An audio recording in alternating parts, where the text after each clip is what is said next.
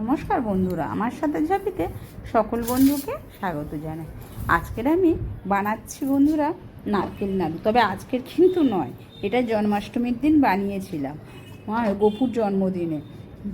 দেয়া হয়নি, দেবো দেবো করে ভিডিওটা আর আপলোড করা হয়নি, তাই ভাবলাম আজকেই আপলোড করে দিই। দেখো, আমি কিন্তু আজকের গুড় দিয়ে নাড়ুটা বানাচ্ছি। গুড়টা একটুখানি বেশি দিতে হবে, নারকেলটা পরিমাণ অনুযায়ী আর কি। তোমরা পারলে চিনি দিয়েও বানিও, চিনিতেও কিন্তু নারকেল নাড়ু ভালো হয়। অনেকে সাদা করে, অনেকে আবার নাড়তে নাড়তে লাল করে। আমি আজকে গুড় দিয়েই বানাচ্ছি। তোমরা কে কী দিয়ে বানিয়েছিলে আমাকে একটু কমেন্ট বক্সে জানিও তো, যদিও অনেক দিন হয়ে গেছে, তবুও জানতে চাইছি তোমাদের কাছে। আর দেখো, গুড়টা দিয়ে ভালো করে নারকেলটাকে একটু মেখে নিচ্ছি প্রথমে। এইভাবে করলে কি হয়, নারকেলটা বেশ ভালো নরম হয়ে যায়, আর শক্ত শক্তও থাকে না। আর খসখসে অনেক সময় দেখবে নারকেল নাড়ু অনেক খসখসে হয়, সেটাও কিন্তু থাকে না এইভাবে করলে। আর গুড় দিয়ে করছি তো, গুড়টা গুলে যাবে, তখন দেখবে নারকেলটা একদম মানে হয়ে একদম নরম হয়ে যাবে। ওই জন্যই এইভাবে করা। আমিও চিনি দিয়ে করি, কিন্তু একবার এইভাবে করে দেখো। আর গপুর জন্য করছি তো, তাই একটু অনেক কিছুই করেছিলাম গপুর জন্য। আর সব কিছুর ভিডিও কিন্তু আমি মানে ভিডিও করতেই পারিনি, কিছু কিছু করেছি, সেইগুলো তোমাদের সাথে আমি শেয়ার করব। দেখো, কড়াইয়ের মধ্যে দিয়ে দিয়েছি, গুড়টা গুলে গেছে, দিয়ে এবার ফুটতে শুরু করে দিয়েছে। এটা কিন্তু এই গুড়টা শুকনো হতে বন্ধুরা অনেক টাইম লেগে যায়। তোমরা হয়তো ভাবছো তাড়াতাড়ি শুকিয়ে যাবে, তা কিন্তু নয়। তোমরা দেখো, গুড়টা শুকনো হতে কিন্তু যেহেতু গুলে গেছে, তো এটা শুকনো হতে অনেকটাই টাইম লেগে যাবে। ওই কিছু একটা পড়েছে, ওই জন্য আমি তুলে নিচ্ছি। ওই নারকেলের একটুখানি হয়তো খোসা টোসা পড়েছে, তাই সেটা তুলে ফেলে দিলাম। দেখো, এইভাবে স্প্যাচুলা দিয়েই কিন্তু কন্টিনিউয়াস নাড়তে হবে, না হলে নিচটা ওই কালো কালো করে পুড়ে যায়, তখন কিন্তু নাড়ুটা তুলতে হয়ে যাবে, একদম ভালো হবে না। ফলে স্প্যাচুলা দিয়ে কন্টিনিউয়াসলি নাড়তে হবে। তবে আমি এটার মধ্যে কিছুটা বাতাসা দিয়েছিলাম। কেন বলো তো বন্ধুরা? বাতাসা দিলে বেশ নাড়ুটা টাইট হয়ে যায়, উপরটা বেশ শক্ত শক্ত হয়, আর ভিতরটা কিন্তু এই গুড়ের জন্য জুসি হয়। তোমরা এইভাবে একবার বানিয়ে দেখো, দেখে আমাকে কিন্তু কমেন্ট বক্সে জানিও। আর যদি আমার এই ভিডিওটা তোমাদের ভালো লেগে থাকে বন্ধুরা, প্লিজ আমার চ্যানেলটাকে সাবস্ক্রাইব করে দিও, শেয়ার আর লাইক করে দিও।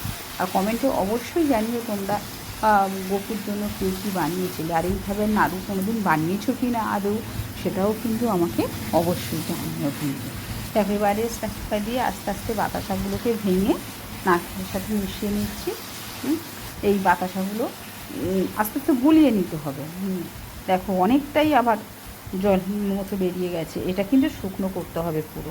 আমি কিন্তু গপুর জন্য অনেক কিছুই বানিয়েছিলাম, 5 রকম ভাজা করেছিলাম, মিষ্টি পোলাও করেছিলাম, এমনি পোলাও করেছিলাম, তালের লুচি করেছিলাম, তালের ক্ষীর করেছিলাম, এই ক্ষীরও করেছিলাম, আর পনিরের তরকারি করেছিলাম। তারপরে একজনের কাছ থেকে আমি শুনেছিলাম যে রাধারানী গপু নাকি কচুর তরকারি খেতে ভালোবাসে, তাই আমি কচুর তরকারিটাও বানিয়েছিলাম। সেগুলো কিছু তো খুব একটা ভিডিও করা হয়নি, অনেক তাড়া ছিল তো, একা হাতে করতে হচ্ছিল, তাই আমি তালের বড়ার রেসিপিটাও তোমাদের সাথে শেয়ার করব। ওটা ভিডিও করেছি, ওটা আমি এক সময় শেয়ার করব তোমাদের সাথে। খুব সহজ পদ্ধতিতে দেখো। দেখো, মোটামুটি শুকিয়ে এসছে, আরেকটু শুকনো হবে। তোমরা কিন্তু করতে করতে বুঝতে পারবে যে কখন তোমরা এটাকে নামাবে। এরকম নাড়তে নাড়তে দেখো আমার নারকেলটা একদমই কি সুন্দর নরম হয়ে গেছে, তোমরা বুঝতেই পারছো নিশ্চিত। তবে নাড়তে নাড়তে আরেকটু শুকিয়ে নিতে হবে। তোমরাও বুঝতে পারবে কখন নামাতে হবে, কতটা শুকনো হলে সেটা ঠিকঠাক হবে। দেখো, মোটামুটি। আর এইভাবে নাড়ু করে রাখলে তো অনেক দিন থাকে, তবে কাঁচের জারে রাখলে সেটা সবচেয়ে ভালো হয়। আমিও করে রাখি, সবসময় হয় না, একটা দুটো মাঝে মাঝে খেতে ইচ্ছা হয় তো। আর খুব একটা বেশিও করিনি। দেখো, সব কিছুই কিন্তু খুব অল্প অল্পই আমি করেছিলাম। দেখো, এইবারে মোটামুটি শুকিয়ে এসছে।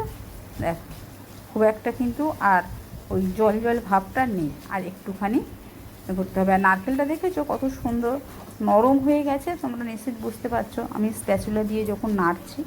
দেখো, একদমই মোটামুটি হয়ে গেছে। এই নাড়ুটা কিন্তু উপর থেকে শক্ত হয়, আর ভিতরে কিন্তু জুসি হয়, খেতেও কিন্তু খুব ভালো লাগে। দেখো, এইবার হয়ে গেছে। আমি এবারে একটা পাত্রে একটু ঠান্ডা হতে দেবো, ঠান্ডা না হলে হাত পুড়ে যাবে এক্ষুনি বানাতে গেলে। খুব গরম হয়ে যায়।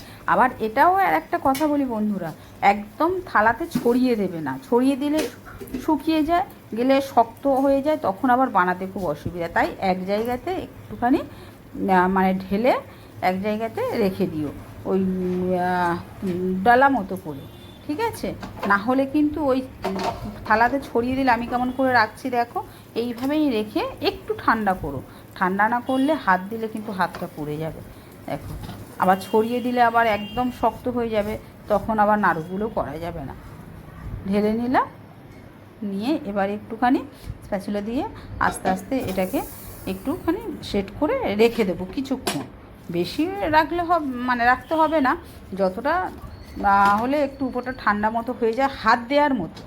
হ্যাঁ, মানে তোমাদের হাতে যেরকম সহ্য হবে সেই রকম ঠান্ডা করলেই হবে। আমার হাতে যেমন মানে সহ্য হয়েছিল সেই রকম করে রেখে দিয়ে তারপরে আমি আস্তে আস্তে হাত মানে নাড়ুগুলো করে নিচ্ছি। দেখো আমার হাতে কিন্তু একটুও লেগে যাচ্ছে না, কত সুন্দর হয়েছে দেখো। একটু গরম আছে কিন্তু আমার হাতের সহ্য অনুযায়ী আমি কিন্তু করছি। এইভাবে সব নাড়ুগুলো একটা একটা করে নেব, ঠিক আছে? তোমরা দেখো।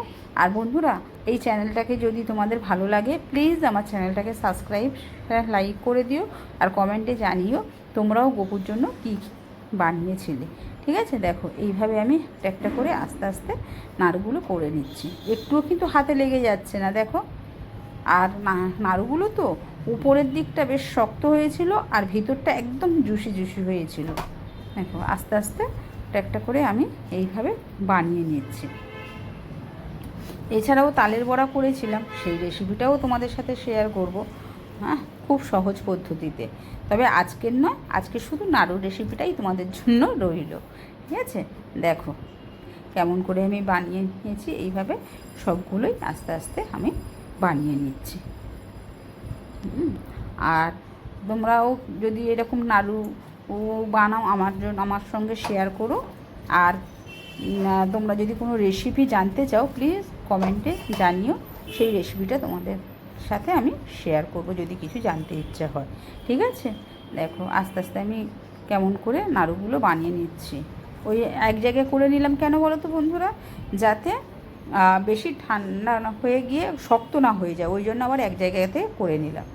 দেখো মোটামুটি হয়ে এসছে এবারে, আর ঠান্ডা হয়ে যাচ্ছে তো ওই জন্য তাড়াতাড়ি দেখো হয়ে গেছে। ঠিক আছে বন্ধুরা, তোমরা ভালো থেকো, সুস্থ থেকো।